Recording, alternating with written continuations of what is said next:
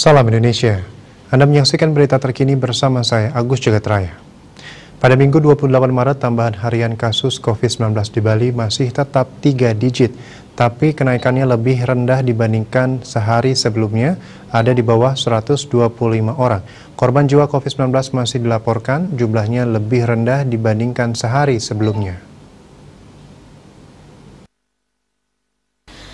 Pasien sembuh bertambah lebih banyak dari kasus baru.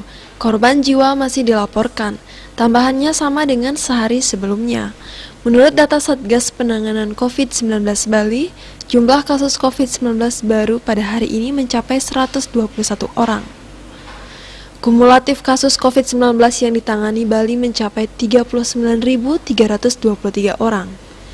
Pasien sembuh bertambah mencapai 144 orang, sehingga total pasien sembuh saat ini sebanyak 36.567 orang atau 92,99%. Korban jiwa masih bertambah, jumlahnya mencapai 5 orang. Kumulatif korban jiwa COVID-19 mencapai 1.116 orang atau 2,84%. Rinciannya 1.112 WNI dan 4 WNA. Jumlah kasus aktif yang masih dirawat maupun menjalani karantina berjumlah 1.640 orang atau 4,17%. Mereka dirawat di 17 rumah sakit dan dikarantina di Bapelkesmas, UPT Nyitdah, Wisma Bima, dan BPK Pering. Diah Dewi, Bali Pos melaporkan.